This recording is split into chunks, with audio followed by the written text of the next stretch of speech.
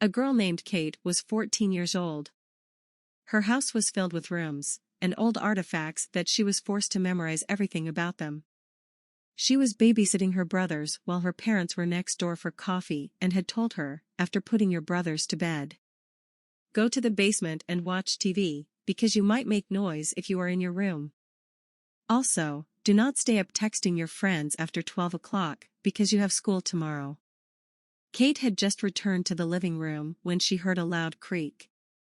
She unheeded the sound, and as fast as lighting raced to the basement, so she did not miss her favorite show. She could not help but notice the clown in the corner of the room. She had told herself that once her show came to a halt, she would grab a drape and cover the clown with it. Finally, after the clown incident, she jumped back onto the couch for her next show. She had heard a shuffle of feet, but knew the boys were sound asleep. She could not bear but see the clown's oversized feet sticking out of the blanket. She had known that they do not own a clown, but maybe this clown was a very old artifact that she did not get to study and learn about yet. Kate finally got super freaked out that she called her dad to tell him if she could watch TV in a different room because of a clown that was standing in the corner of their basement. She should have paid attention to the clown while she was on the phone. Listen very carefully, because we do not have a clown, we never did, and we never will. Remember how your brothers kept saying things that a clown comes into their room in the middle of the night, and we just thought it was nightmares. You need to get the kids and get out of the house now. I'll call the police, the father yelled at the teen. Kate turned off her phone, turns around and finds no life-size clown, but instead a drape on the floor. She hears feet coming down the basement stairs. Kate had just left the room when Alex said, "Can we play hide and seek?" Austin was his younger brother, who always had to listen to his older brother. "I guess I have to.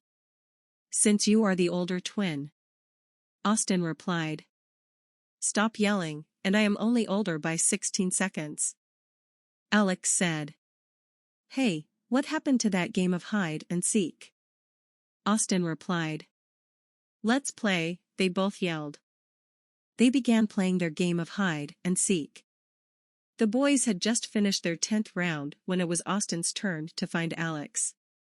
Alex turned his head to the wall and began to count. He could hear his little brother's feet as he scampered about looking for a place to hide.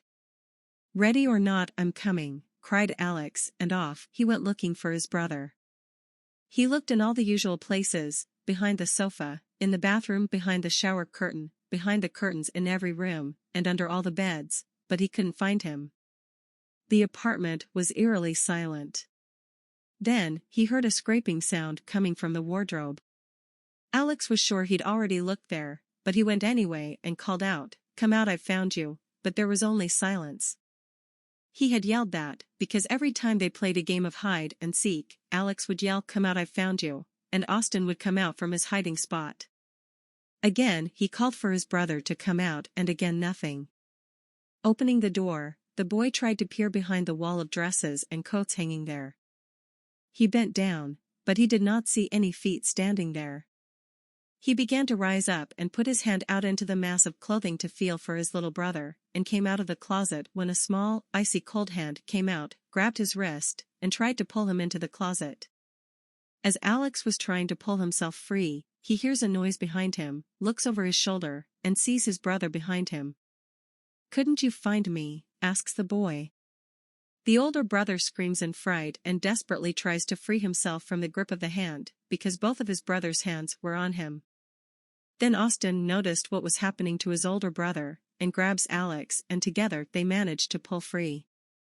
They both run screaming from the apartment, where they find flashing lights everywhere, and people waiting outside.